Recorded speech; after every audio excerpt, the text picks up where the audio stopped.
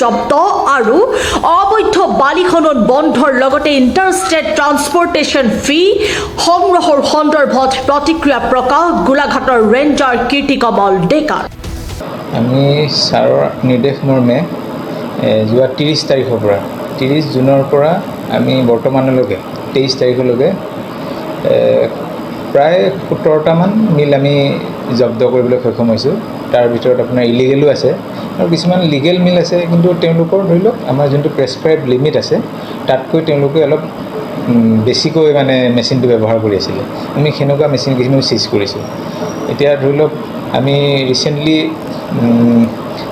আপোনাৰ timber shop and sizing shop তেওঁলোকৰ পৰা আমি চিজ কৰিবলৈ সক্ষম হৈছোঁ, কাৰণ তেওঁলোকৰ ধৰি লওক প্ৰেছক্ৰাইব লিমিটতকৈ বেছিকৈ ইউজ কৰি আছিল।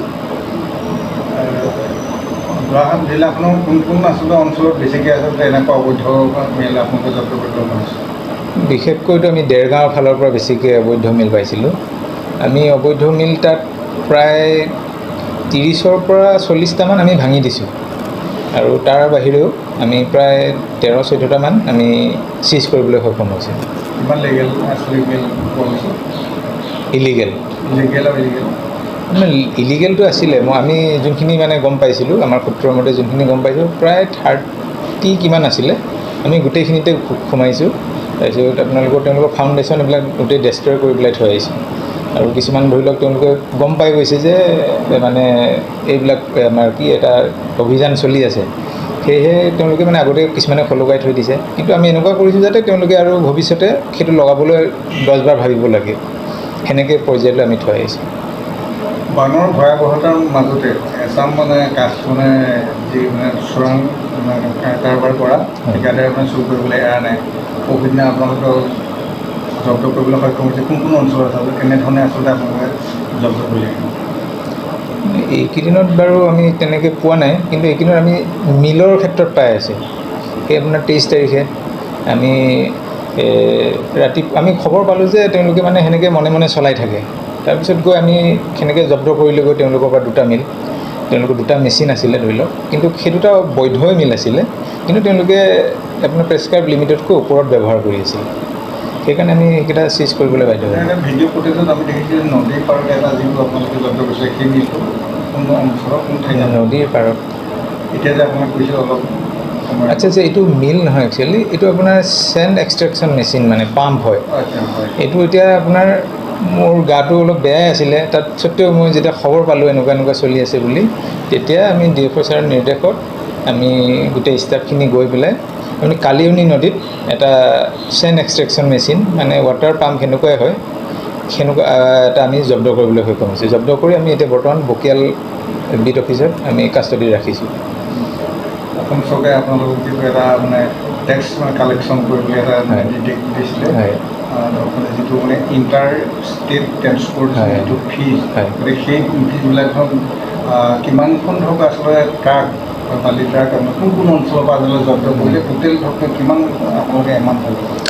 একচুৱেলি মানে যোনবিলাক আপোনাৰ নাগালেণ্ডৰ পৰা আহে, নাগালেণ্ড বৰ্ডাৰ, আমাৰ অসম নাগালেণ্ড বৰ্ডাৰ, এই উৰিয়ামঘাট আৰু জামুগুৰি ৰেঞ্জৰ আণ্ডাৰত তো মোৰ নপৰে, হ'লেও মোৰ এইখিনি যোনখিনি মই জানো, ধৰি লওক তাত আপোনাৰ ইণ্টাৰ ষ্টেট ট্ৰেন্সপৰ্টেশ্যন ফি বা অন্যান্য কিছুমান ফি আছে।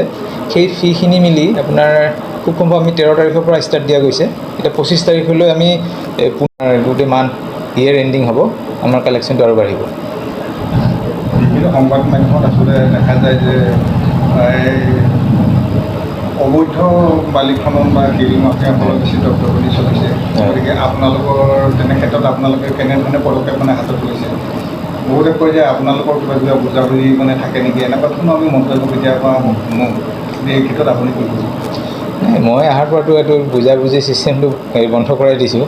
এতিয়া ধৰি লওক কোনোবাই আমাৰ মানুহৰ অভাৱত কোনোবাই সেনেকৈ চেৰেকাকৈ চলাই থাকে, কিন্তু সেনেকৈ আমি খবৰ পোৱাৰ লগে লগে যাওঁ। এতিয়া আজি যেনেকৈ মোৰ গা বেয়া হ'লেও মই আজি গৈছোঁ, গৈ পেলাই এইটো মেচিনটো ধৰিবলৈ আমি সক্ষম হৈছোঁ। সেনেকৈ ধৰি লওক আমাৰ মানুহৰ যিহেতু বহুতখিনি শ্বৰ্ট আছে। এতিয়া আপোনাৰ আমাৰ ডিভিজনটোত যিমানখিনি মানুহ থাকিব লাগে তাতকৈ বহুত মানুহ কম আছে। সেই মানুহখিনি যদি অভাৱ পূৰণ হয়, নিশ্চয়কৈ আমি মানে য'ত এতিয়াও কাটচিত অলপ ইলিগেল চলি আছে, সেইখিনি আমি সম্পূৰ্ণৰূপে বন্ধ কৰিবলৈ সক্ষম হ'ম। হয় আপোনাৰ ধৰক এই অবৈধ কাম কাজবিলাক যি আচলতে চলাই আছে মানুহে এই ক্ষেত্ৰত ধৰক আপোনাক মানে আমাৰ বন বিষয়াজনে আপোনাক কেনেধৰণে সহায় সহযোগিতা হয়, ছাৰৰ আমি নিৰ্দেশনাতে কামখিনি কৰি আছোঁ। ছাৰে আমাক যিখিনি পৰামৰ্শ দিয়ে, আমাক উপদেশ দিয়ে, আদেশ দিয়ে, ছাৰৰ সেই আদেশমতে আমি কাম কৰি আছোঁ। ছাৰে সুন্দৰভাৱে পৰিচালনা কৰি আছে ডিভিজনটো। ছাৰৰ যি আমি আদেশ পাওঁ সেইমতে আমি অভিযানবিলাক চলাই গৈ আছোঁ। গোলাঘাটৰ পৰা Jayanta Kumar Gogoi report, Pratah time digital. শদিয়াৰ পৰা ধুবুৰীলৈ, বৰাকৰ পৰা ব্ৰহ্মপুত্ৰলৈ সকলোৰে মাজত চিনাকি এটা নাম প্ৰাতঃ টাইম।